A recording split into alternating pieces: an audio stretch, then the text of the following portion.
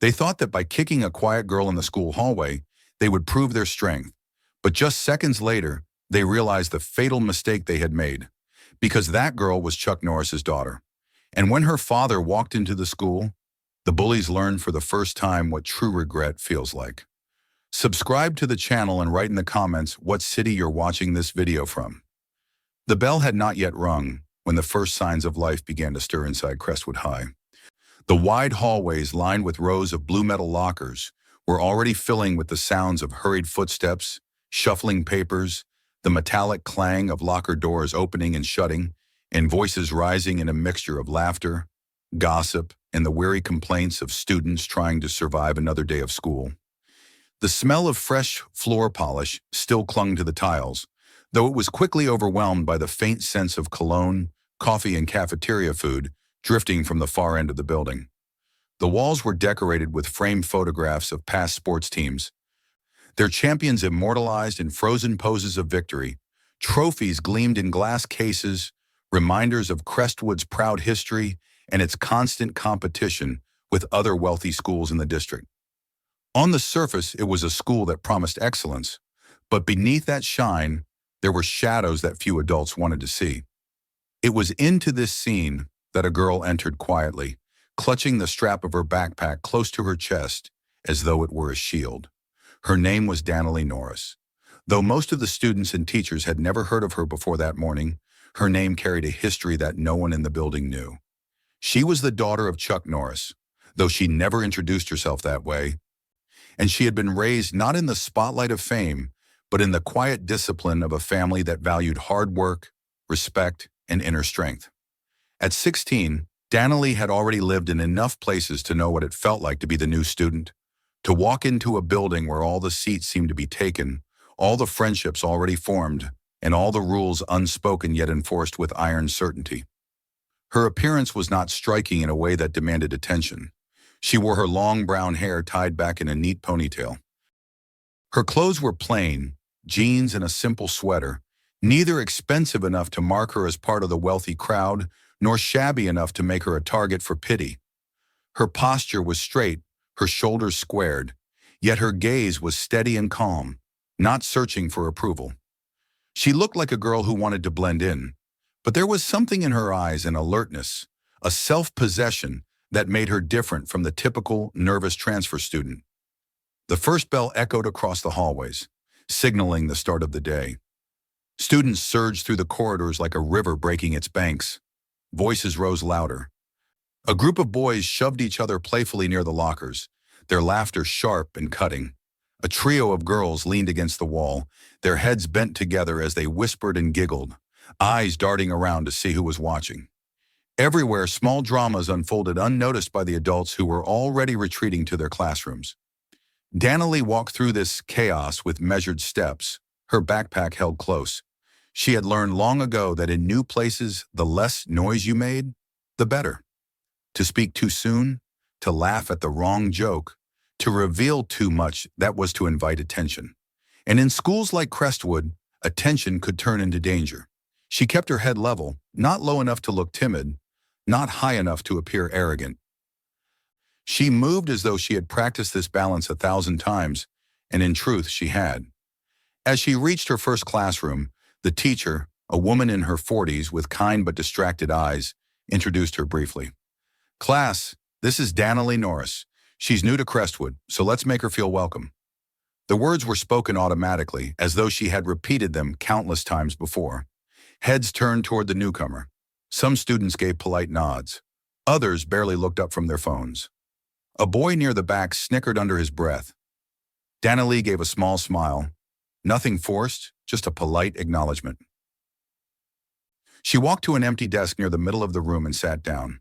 Already she could feel the weight of curiosity on her shoulders. A girl across the aisle leaned toward her friend and whispered, though not quietly enough, "She looks too calm. Bet she won't last a week here." Her friend giggled, nodding in agreement. The teacher began the lesson, but Danilee's thoughts were only half on the equations written on the board. She could sense the undercurrents of the classroom the way some people sense changes in the weather. There were the loud ones, the ones who dominated every conversation, and there were the quiet ones who kept their heads down. There was a tension in the air, as though everyone knew their place in a hierarchy that was never spoken aloud. And at the top of that hierarchy, she could feel it, was someone who hadn't yet shown himself. During the short break between classes, Danilee walked the hallways again. The building seemed even louder now, the energy of the students swelling as they moved between rooms. She passed by the trophy cases and the large banner that read, "Crestwood High, Excellence in All We Do." She could not help but wonder what excellence meant here, in a place where wealth and reputation often overshadowed fairness. She thought of her father's words, spoken to her many times in training and in life. Strength is not what you show when people are watching. It is what you hold on to when you are alone. The minutes stretched on. She noticed how some students walked with confidence, their heads high, their laughter echoing down the hall, while others hugged the walls, trying to become invisible. In every group there was a rhythm, a silent agreement of who spoke and who listened. She had seen this before in other schools. It was always the same. But she also knew that no balance lasted forever. When the final bell of the morning rang, signaling the start of lunch, Danilee followed the crowd toward the cafeteria. The room was a vast, echoing chamber filled with long tables and the smell of pizza and fries. Groups were already forming, each table marked by its own identity. The athletes, the cheerleaders, the studious kids, the loners. She carried her tray to an empty spot and sat down. Her movements were quiet, deliberate. She ate slowly, not glancing around, yet aware of every eye that turned toward her. It was then that she first felt the gaze of someone watching not with curiosity, but with challenge.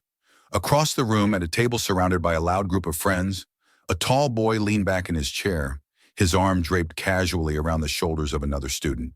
His blonde hair caught the light, and his grin was sharp, edged with arrogance. His name was whispered among the tables. Cody. He had not yet spoken to her, but she could sense the inevitability of it. It was in the way his eyes lingered too long, in the way his friends followed his gaze and smirked. There was a storm brewing, though the cafeteria buzzed with laughter as if nothing were amiss. Danilee kept her composure, lowering her eyes to her tray, not in fear, but in patience. She knew better than most that storms could not be stopped from forming. They could only be faced when they broke. The rest of the day passed in a blur of introductions, lessons, and wandering hallways. Each step only confirmed what she already felt, that this was a school where power ruled in shadows, where those who laughed the loudest often hid their fear behind cruelty, and where silence could be more dangerous than words. She walked out of the building that afternoon with her backpack still clutched to her chest, her face calm, her steps steady. Behind her, in the busy hallways and crowded cafeteria, Cody was already planning. He had seen the new girl's quiet demeanor, and in it he saw an opportunity to reinforce his throne. Danilee, unaware of the specifics, but attuned to the rhythm of power, sensed what was coming. She had been here before, in different schools and different places, but never quite like this. And as she walked toward the car waiting to take her home, she whispered silently to herself, echoing her father's lessons. The real test has not yet begun. The second day at Crestwood began much like the first, with the sharp sound of the morning bell reverberating through the corridors. But for Danilee, it already carried a different weight. She had spent her first day in silence, her presence almost unnoticed, except for the gaze that had followed her from across the cafeteria. She had not spoken to him, not yet, but she could feel that the boy named Cody was already preparing to make her his next target. It was something in his eyes and the way his grin curved at the sight of her steady composure. She knew those kinds of boys. She had seen them before in other schools and other towns. They were predators in places like this, feeding off fear, building their reputations on the silence of others. Crestwood High, at first glance, was a pristine place of order and pride. The trophies in the glass cases shone beneath the fluorescent lights. The banners proclaimed victories in football, debate, and track. Teachers walked the halls with clipboards and stacks of papers, trying to keep pace with the tide of teenagers rushing to classes. But under that sheen of accomplishment, Danilee had already sensed the invisible hierarchy that governed the student body. Some voices were louder than others, some heads were bowed lower, and at the very top of that pyramid, Cody Walker reigned. He was easy to spot, even among the swarm of students. Tall, broad-shouldered, his blonde hair cut in a style that looked careless but was meticulously maintained, Cody moved through the hallways with an arrogance that made people clear a path before him. He walked like the hall belonged to him, like every student was part of his domain.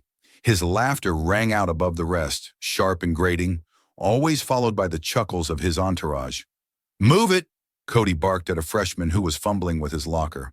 The boy jumped aside, dropping his books in the process. Cody didn't even glance at him as he shoved the locker shut with a loud clang and continued down the hallway, his arms slung over one of his friend's shoulders. The boy crouched to gather his fallen notebooks. His ears were red, his movements clumsy with embarrassment. No one stopped to help. Some students walked past quickly, pretending not to see, while others smiled nervously, as if afraid that Cody might notice them watching. Only one pair of eyes lingered, calm and observant. Danilee slowed her steps as she passed by, watching the scene. She felt the sharp sting of recognition. She had seen this before, countless times. Bullies thrived on silence, on the complicity of those who looked away. She wanted to bend down to help the boy collect his books, but she knew that would only draw Cody's attention sooner than it already was bound to come. For now she kept walking, her gaze steady, her silence deliberate. "Hey, new girl!" The voice came from behind her, sharp and commanding, cutting through the din of the hallway. She didn't turn immediately. She didn't need to. She already knew whose voice it was. When she finally looked back, Cody was standing with two of his closest friends, smirks plastered on their faces. His eyes were locked on hers, measuring, testing. "You're awfully quiet," he said, his tone carrying the easy confidence of someone who expected obedience. "Around here, you've got to earn your place. You don't just walk in like you own it." Danilee held his gaze for a moment before she turned and walked away without a word. Cody's smirk faltered for half a second. Then he laughed, slapping his friend on the shoulder. "You see that? Thinks she's too good to answer me." His friends laughed on cue, their voices echoing down the corridor, though their eyes betrayed the unease they would never admit. At lunch, the kingdom was on full display.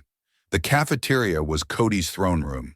He sat in the center of his table, his arms stretched wide across the backs of chairs, his friends surrounding him like loyal knights. He spoke loudly, making jokes at the expense of others, and every laugh seemed to reinforce his power. When he threw a crumpled napkin across the room, hitting a younger student in the head, the roar of his table drowned out the boy's discomfort. No one confronted him. No teacher intervened. It was as if the cafeteria itself acknowledged his rule. Danilee took her seat alone at a corner table, her tray untouched. She could feel the weight of his eyes again, watching her. She didn't look up, didn't react, but inside she could sense the storm tightening. It was only a matter of time. "Why don't you sit with us?" one of the cheerleaders called mockingly from Cody's table. "Or are you too shy to make friends?" Her laughter rang out, but Danilee remained still, her fork moving quietly over the food she didn't want to eat. "Leave her," Cody said loudly enough for the whole room to hear. "She's practicing to be invisible. Pretty good at it, too." Laughter exploded again, rolling across the cafeteria like thunder. Danilee didn't flinch. She chewed slowly, her eyes fixed on her plate. But inside she was taking in every detail, the way Cody used his voice to command the room, the way others looked away, the way his friends followed his lead without hesitation. It was a show of power, nothing more, but it was fragile. She could see the cracks already. As the week went on, the pattern repeated itself. In the hallways, Cody made a point of bumping into her shoulder, of blocking her path, of dropping remarks just loud enough for her to hear.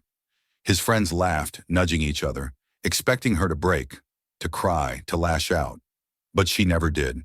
She simply adjusted her backpack, stepped around him, and kept moving. Her silence infuriated him. It was supposed to be easy. He had done this countless times before. New students, shy kids, anyone who didn't fit his mold. They always broke eventually, but Danilee didn't. "She thinks she's better than us," Cody muttered to his friends one afternoon as they lounged near the lockers. "I'll make her see who's in charge." His friends laughed nervously, but one of them shifted uneasily. She doesn't look scared, the boy said, almost reluctantly. Cody's glare silenced him. By Friday, the tension in the school was palpable. Whispers followed Danilee wherever she went. Some admired her quiet strength, though they would never say it aloud. Others mocked her, repeating Cody's words, hoping to stay in his good graces. Teachers noticed the undercurrents but said nothing, unwilling to challenge the son of the man whose donations kept Crestwood's football team outfitted and its library stocked. That afternoon, as the final bell rang, Cody stood at the far end of the hallway, his arms folded, his smirk sharp as a blade. Danilee walked toward him, her steps unhurried. Students parted around her, their eyes flicking between the two. It was a silent acknowledgement that something was coming, that the kingdom Cody had built was about to test its newest subject in front of everyone. Cody straightened, pushing off the locker behind him. "Hey, Norris," he called, his voice carrying above the noise. "Don't think I don't see you walking around like you're untouchable. Around here, I make the rules." Danilee stopped, just for a moment. She looked at him, calm, unblinking. Then she turned and continued walking, leaving him standing in the center of the hallway with his words hanging in the air. For the first time in a long while, Cody felt something foreign gnawing at his chest. It wasn't anger, not exactly. It was doubt. And though he laughed it off in front of his friends, though he shouted after her to remind everyone of his claim to the school, the laughter in his throat rang hollow. The kingdom was still his, but somewhere in the silence of a new girl's eyes, Cody felt the first tremors of something shifting. The weekend passed quietly, though Danilee could feel the tension lingering like a shadow.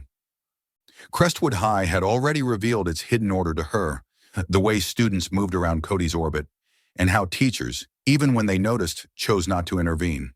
She spent Saturday morning training with her father, just as she had done all her life, moving through the steady rhythm of exercises, sparring, and discipline. Chuck Norris never pushed her to fight unless she had to, but he insisted that strength was built in silence and in patience. As she repeated the routines, she thought about the past week, about Cody's loud laughter and the weight of his eyes whenever she crossed his path. She knew the storm was not over. It was only gathering. When Monday morning came, Crestwood seemed louder than usual. Students filled the halls with fresh gossip from the weekend, but beneath the chatter, there was an anticipation that Danilee could sense. It was as if the entire school had agreed that the week ahead would bring something decisive. The moment she stepped inside, she felt eyes follow her, some curious, some mocking, some filled with quiet admiration they would never voice aloud. Her steps were calm, her shoulders straight, her gaze steady, yet she could feel the invisible ripple her presence caused. Cody had been waiting for her, and the game was only beginning. It started small, as it always did. In the middle of first period, when the teacher turned her back to write formulas on the board, a paper ball hit the edge of Danilee's desk. The students around her snickered. She didn't move, didn't react, just continued to copy the notes in her neat handwriting. The silence stretched, swallowing the laughter until it faltered into uneasy quiet. Cody, sitting 2 rows back, leaned forward in his chair with a smirk, whispering something to the boy next to him. But Danilee never looked back. Later in the hallway, the pattern continued. As she bent to adjust her books in the locker, the door slammed shut in front of her. She stepped back, her eyes rising slowly to meet Cody's. He leaned casually against the lockers. His friends gathered around him like shadows.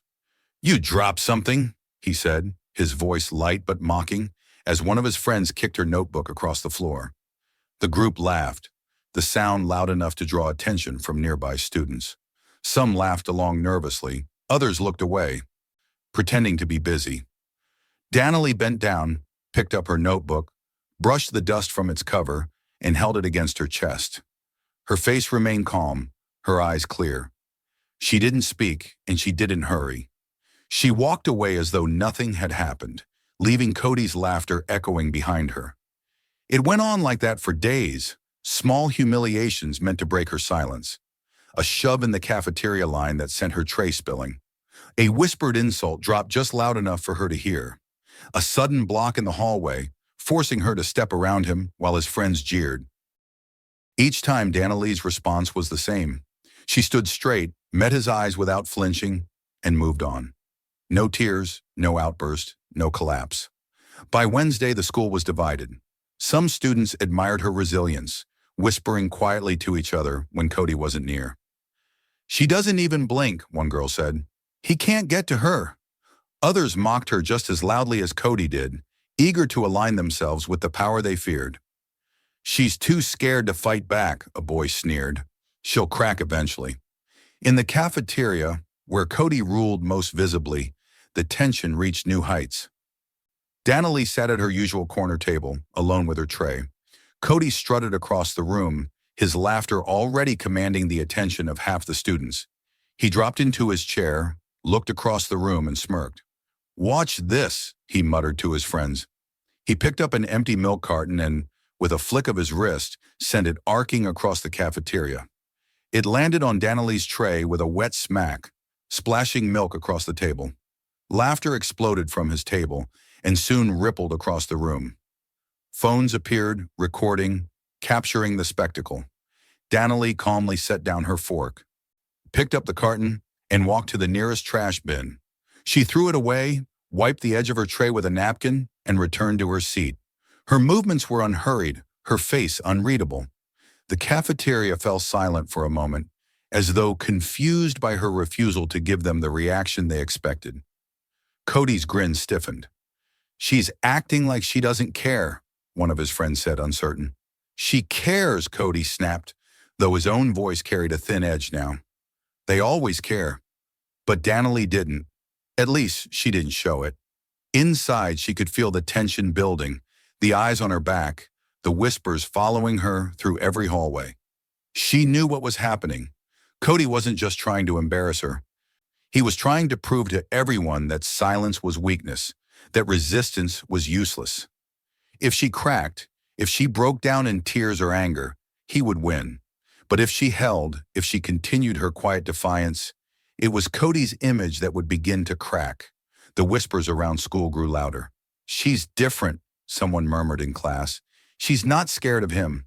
Another voice answered, "She's crazy to think she can beat Cody. Nobody beats Cody." By Thursday, Cody was restless. Every shove, every insult, every trick seemed to slide off Danilee like water off stone. His friends continued to laugh, but less convincingly. Some began to question whether this new girl's silence might not be weakness at all, but strength. The thought infuriated him. He had built his reputation on fear, on making others feel small, and here was a girl who refused to shrink. That afternoon, as students gathered near the courtyard between classes, Cody saw his chance. He stepped directly into Danilee's path, spreading his arms wide, blocking her way. His friends circled around, grinning, waiting for the show. "Going somewhere?" Cody said, his voice loud enough to draw attention from half the courtyard. "I don't think so. Around here you move when I say you move." A ripple of anticipation passed through the crowd. Phones were raised, whispers hissed. "She has to do something now," a boy muttered. "She can't just walk away again." Danilee stopped, her eyes rising to meet his. She stood quietly, her backpack slung over one shoulder, her hands steady. She didn't speak. She didn't move. She simply looked at him, calm and unflinching. The silence stretched. Students shifted uneasily, caught between fear of Cody and fascination with the quiet girl who refused to bend. Cody's grin faltered, just slightly, and then hardened again. He shoved her shoulder roughly, the force sending her a step back. Gasps echoed around them. His friends laughed, but their laughter sounded forced, brittle. Danilee straightened her shoulders, adjusted her backpack, and stepped past him. Her silence was louder than any words she could have spoken. The crowd murmured, their voices rising. "She's not afraid." "Did you see her face?" She didn't even blink. Cody turned, his jaw tight, watching her walk away. His laughter returned, but it was hollow, brittle, filled with cracks no one had heard before. His kingdom was still his, but something inside it had shifted. By the end of the week, Crestwood High was no longer the same. Students whispered in corners, debating what they had seen. Some began to believe that Cody wasn't invincible after all. Others feared what he would do next, how far he would go to reassert his dominance. And through it all, Danilee moved like a quiet storm, her silence both shield and sword, her presence reshaping the fragile balance of power in ways no one could have predicted. She had not fought, not spoken, not even raised her hand in defiance, yet her endurance had already planted the first seeds of resistance. And Cody, though he laughed and shouted and strutted as loudly as ever, felt those seeds growing, eating away at the throne he had built on fear. The trial was not over. The pressure was only beginning. But for the first time in years, Crestwood High whispered of change, and in those whispers, the name Dannelly carried a weight far heavier than any insult Cody could throw. By the time Friday arrived, Crestwood High was restless in a way that no teacher could quite contain. The usual chatter between classes seemed sharper, fueled by expectation. The whispers about Dannelly had grown into something larger, something that spread from classroom to cafeteria and back again. Some said she was fearless, others said she was foolish. But everyone agreed on one thing. Cody Walker was going to make his move. His patience had worn thin. Days of small humiliations and silent defiance had only sharpened the tension, and the students who had been watching closely knew that he would not let the week end without some kind of decisive act. The school was holding its breath. Dannelly felt it too. She walked through the hallways with the same calm she had shown all week, but inside she was aware of the storm pressing closer. Her silence had not been passive. It was a choice, one that frustrated Cody more with every passing day. He wanted fear. He wanted tears. He wanted her to break. And the fact that she didn't, that she looked him in the eye without flinching and then walked away, was corroding his power. She knew it, even if no one else dared to say it aloud. But she also knew that he would not back down. His kingdom was built on dominance, and to maintain it, he had to crush her in front of everyone. The fourth period bell rang, and students spilled out of classrooms in a rush, flooding the hallways. Voices rose, laughter bounced against the walls, and the metallic clang of lockers being slammed shut echoed through the corridor. Dannelly moved carefully through the crowd, her books balanced in her arms, her backpack over one shoulder. She had just reached her locker when the sudden hush of shifting attention swept across the hall. She didn't need to turn to know why. Cody was there. He stepped into the center of the corridor with the kind of swagger that demanded space, his friends trailing close behind like an entourage of shadows. His grin was wide, though there was a hardness in his eyes now, a determination sharpened by the failure of his earlier games. He wasn't looking for laughs this time. He was looking for victory. "Hey, Norris," he called, his voice rising above the noise of the hallway. Students turned their heads. Some froze in place. A circle was already beginning to form, phones lifted discreetly, lenses capturing what everyone knew was about to unfold. Dannelly shut her locker calmly and turned, her eyes steady on him. She didn't answer. Cody took a step closer, his smile crooked. "You've been acting like you're too good to play along all week, too good to answer me, too good to show you're scared." He tilted his head, his voice loud enough for the crowd. "Let me fix that." Without warning, he shoved her shoulder, harder than before, the force slamming her back into the row of lockers. The metallic clang reverberated down the hall, loud and violent, like a gunshot of humiliation. Gasps rippled through the watching crowd. Some laughed nervously, others covered their mouths in shock, but no one moved forward. Dannelly's books tumbled from her arms, scattering across the floor. For a moment, the world seemed to pause, the only sound the echo of her body striking the locker. Cody's grin widened, his chest rising as though he had finally reasserted himself. He turned slightly, glancing at his friends, waiting for their laughter to join his. But then Dannelly moved. Slowly she straightened, pushing herself off the locker with calm precision. Her face was pale, but her eyes were unwavering, sharp as glass. She bent, picked up one of her books, and held it against her chest. Then she lifted her head and looked straight at him. There was no tear, no cry, no plea. Only silence, heavy and immovable. The laughter faltered. The phones kept recording, but the mood of the crowd shifted.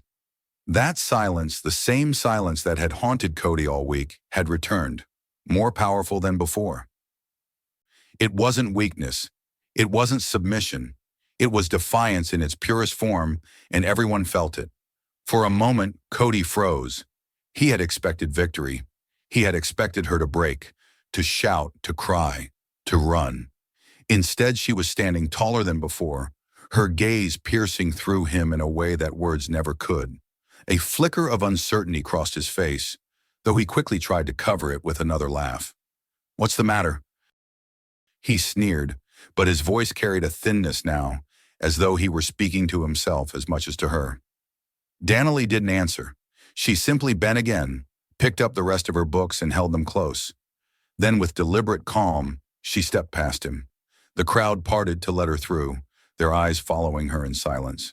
Each step she took away from him felt like a blow, not to her, but to him.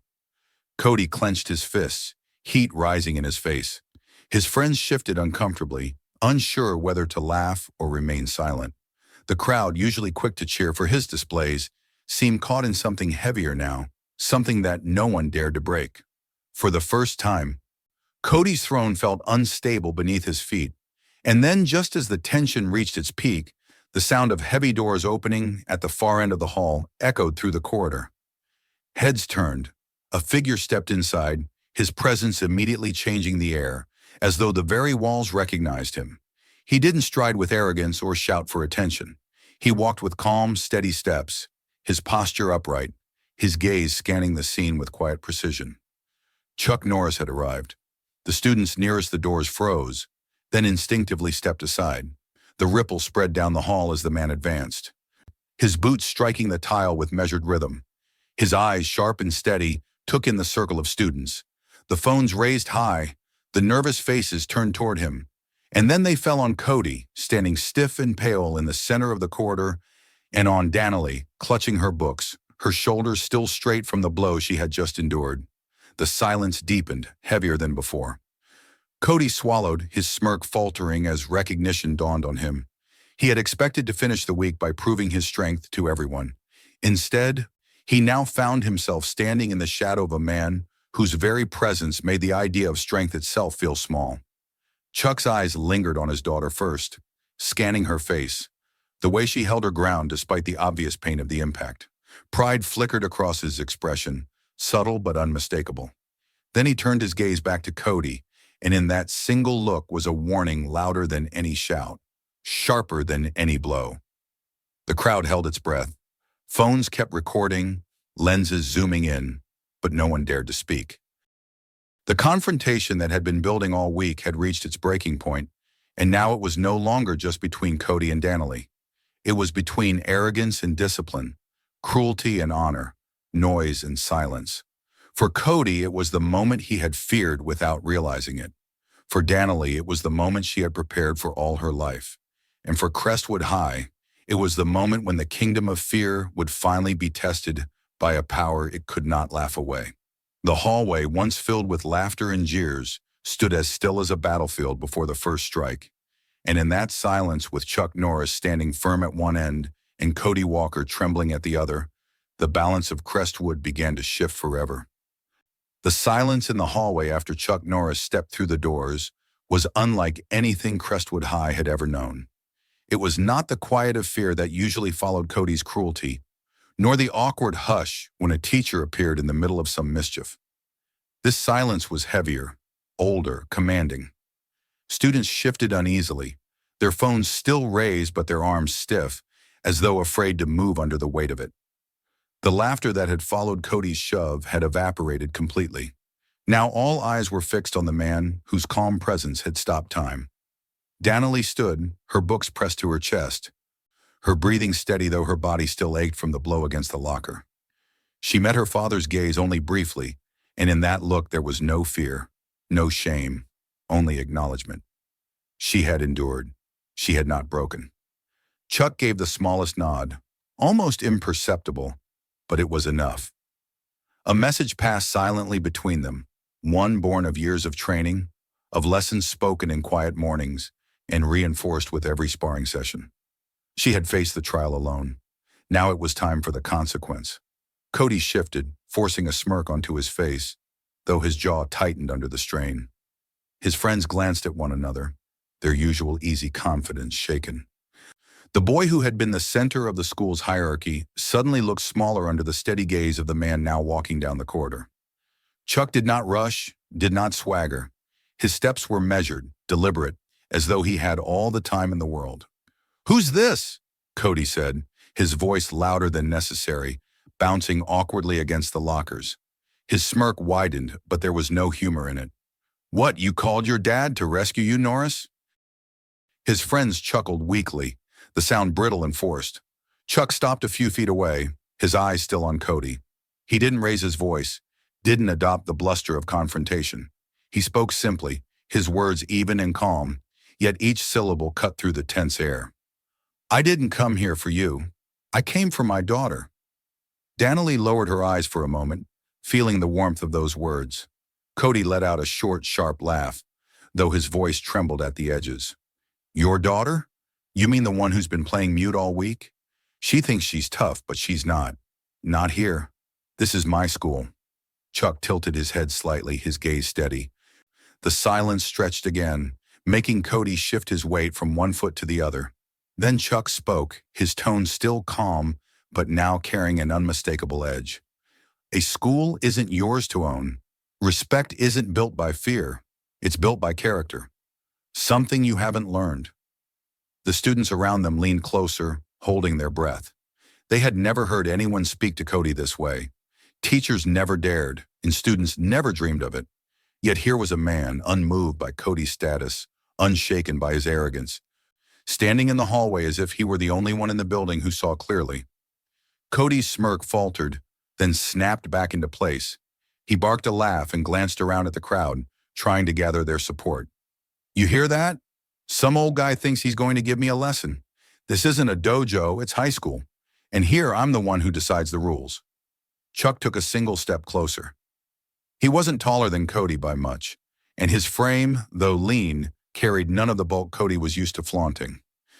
But there was something in the way he stood, the way his shoulders squared naturally, the way his eyes never wavered. It wasn't posture, it was presence. "You think strength is in shouting," Chuck said quietly, his voice carrying all the same. "You think it's in the size of your crowd, but strength is discipline. It's self-control. It's how you treat those who can't fight back. That's why you'll never be strong, no matter how loud you are." The words landed like blows. Cody opened his mouth, then shut it again, anger flooding his face. His friends laughed uneasily, but their eyes darted, betraying their own discomfort. For the first time, they were not certain if standing beside him was safe. Danilee remained still, her heart pounding but her expression calm. She knew this dance, had seen it many times before in her father's encounters outside the walls of the school. He never raised his fists unless he had no other choice. His power was not just in the strikes he could deliver, but in the way he dismantled arrogance without moving an inch. "You think I'm scared of you?" Cody shouted suddenly, his voice breaking the heavy silence. "You think your tough talk means anything here? I run this place. Everyone knows it." Chuck's eyes narrowed, not in anger, but in steady resolve. "You don't run anything. You've been borrowing fear. And fear fades the moment someone stops giving it to you." He glanced briefly at the circle of students, then back at Cody.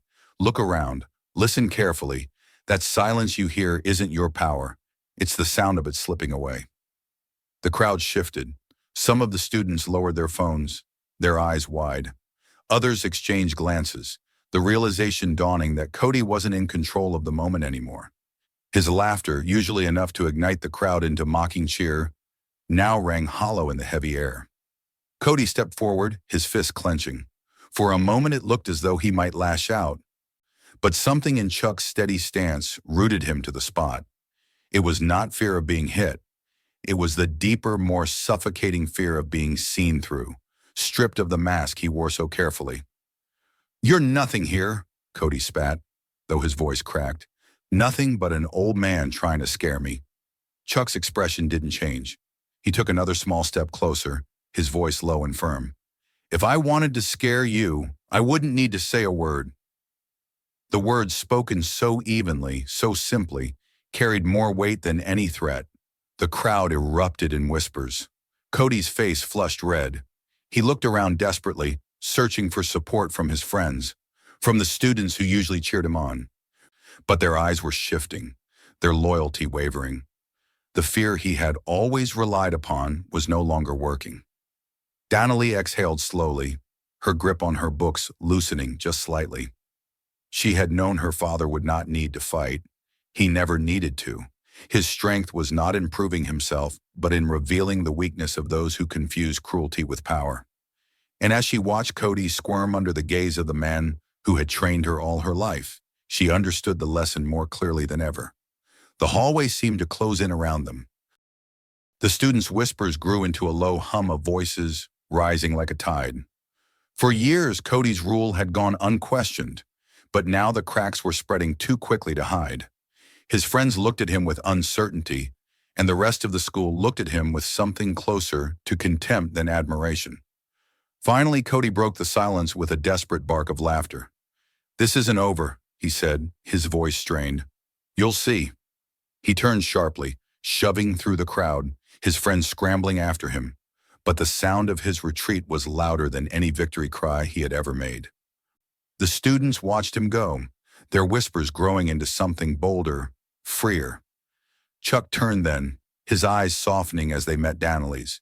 He reached out and rested a hand briefly on her shoulder. "You did well," he said quietly.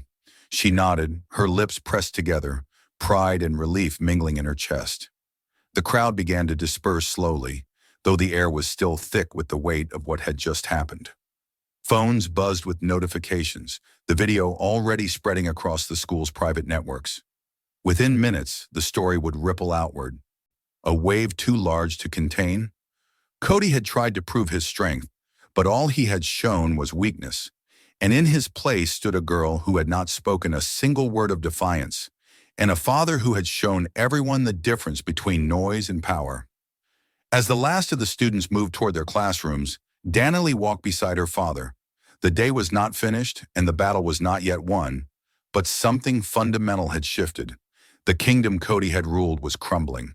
And for the first time in years, Crestwood High felt the stirrings of change. The moment Cody stormed away, shoving through the crowd that had once celebrated his every move, Crestwood High felt different. The hallway that had so often echoed with his laughter now rang with the hum of whispers, the quiet buzz of phones capturing and spreading the scene faster than anyone could contain. Within minutes, the confrontation was everywhere. Screens glowing in classrooms, messages firing through group chats, students refreshing their feeds to see the video again. Cody's kingdom had cracked in front of everyone, and the cracks were widening too quickly to be patched with his usual arrogance. Donnelly walked at her father's side, her book still pressed to her chest, her steps measured and steady. She could feel the eyes that followed her, not with pity now, but with something heavier, something like respect. She hadn't shouted, hadn't fought back with fists or words, yet somehow she had stood taller than Cody when it mattered most. She remembered the sting of her shoulder still aching from the blow against the locker, but in her mind that moment already felt far away, drowned beneath the weight of what had come after. Chuck stopped before the exit doors, turning briefly to face her. His hand rested on her shoulder, warm and steady. "You didn't need me to fight for you," he said quietly. "You showed them yourself. I only reminded them what strength looks like." She nodded, her lips pressed together. A rush of relief washed through her chest, but also pride. For days she had endured the pressure, the jeers, the shoves, and now the silence she had chosen proved louder than Cody's noise. She wasn't alone anymore. The rest of the school day unfolded in a haze of tension. In classrooms, teachers struggled to hold attention as students whispered and passed phones back and forth. Clips of the confrontation circulated in dozens of versions, some raw, others edited with dramatic captions or mocking soundtracks. In each one, Cody's shove, Donnelly's silent composure, and Chuck's calm dismantling of his arrogance played out again and again. By the time the final bell rang, half the town had seen it. In the cafeteria after school, Cody sat slumped at his usual table, but the scene had shifted. His friends sat stiffly, their eyes darting toward him and away again, as if afraid to be caught in his fading orbit. Students who once flinched when he entered now walked past without acknowledgement. His phone buzzed relentlessly, but each notification only deepened the scowl on his face. His reputation, once untouchable, was dissolving into ridicule and disdain. "They'll forget by next week," one of his friends muttered, trying to sound reassuring. "It's just a video." Cody slammed his fist onto the table, making the trays rattle. "It's not just a video. It's her. She ruined everything." His voice was raw, edged with desperation. But even as he spoke, he could see it in their faces. They no longer believed him. Meanwhile, Donnelly left the building beside her father, her steps slower now, as though she wanted to absorb every change in the air. Outside, the late afternoon sun cast long shadows across the parking lot. Groups of students lingered, their voices carrying on the breeze. She heard fragments. "She didn't even flinch. Did you see his face?" He looked terrified. The words followed her, not as taunts but as recognition. By the time she reached home that evening, the video had already reached the local news. Anchors spoke of a confrontation at Crestwood High, while headlines online framed it as the story of a bully exposed. Some reports named Cody directly, others blurred his face, but all of them highlighted the silent defiance of the new girl who refused to be broken. For the first time in years, Cody Walker's name was not celebrated, but condemned. In the days that followed, Crestwood High was a different place. Students who had once kept their heads down began to lift their eyes. A freshman who had been Cody's favorite target walked to class without flinching, his steps firmer than before. A girl in Donnelly's math class, who had been silent since the start of the semester, raised her hand to answer a question for the first time. Whispers turned into voices, voices into conversations. "If she can stand up to him," someone said, "maybe we all can." The administration, long complicit in ignoring Cody's behavior, could no longer pretend. Parents began calling, demanding answers. Teachers, embarrassed by their own silence, held meetings behind closed doors. And through it all, Donnelly kept moving with the same calm composure, though now when she passed through the halls, heads turned not in mockery but in acknowledgement. Students nodded at her, some offering quiet words of thanks, others simply stepping aside with newfound respect. Cody tried to reclaim his throne. He barked insults louder than ever, shoved harder, laughed more aggressively, but each attempt rang hollow. His friends drifted away, unwilling to follow him into the emptiness he had created. The more he shouted, the more obvious it became that no one was listening anymore. His power, once absolute, had evaporated in the face of silence. At lunch one afternoon, Donnelly sat at her usual table when a group of younger students approached. They stood awkwardly for a moment, shifting their weight from one foot to the other. Then one of them spoke. "Thanks," he said quietly, "for not letting him win." The others nodded, their eyes filled with gratitude. Donnelly smiled faintly and nodded back. She didn't need to say more. That evening, as she trained again with her father, the conversation came naturally. Chuck watched her move through the drills, her strikes sharp, her stances firm. "You understand now," he said. "Silence isn't weakness. Sometimes it's the strongest answer you can give." Donnelly paused, wiping sweat from her brow, her breathing even. "I thought maybe I was just avoiding it, that I was letting him win." Chuck shook his head. "You stood your ground without lowering yourself to his level. That takes more strength than any punch you could have thrown. And when the time came, the truth showed itself." She nodded slowly, the lesson sinking deeper than any bruise or shove could leave. For days she had endured, and in that endurance she had planted something that grew beyond her. Her silence had not only protected her, it had given others the courage to see Cody for what he was. By the end of the week, the whispers of change became undeniable. Crestwood High was no longer the same school it had been. Students no longer scattered at Cody's approach. Teachers no longer looked away so easily. The kingdom of fear had collapsed, and in its place there was something new, fragile still, but real. For Donnelly, it was not about being a hero. It was about survival, about holding true to the lessons she had been given all her life. But when she walked through the hallways now, she felt a warmth that had never been there before. She was no longer the invisible new girl clutching her backpack like a shield. She was the girl who had endured, who had refused to break, who had stood silent in the face of cruelty and emerged stronger. On a Friday afternoon, as the sun poured through the tall windows of Crestwood High, she walked past the lockers where Cody had once shoved her. The metal still bore a faint dent from the blow, but she didn't slow her step. Instead, she lifted her chin slightly, her eyes calm and clear.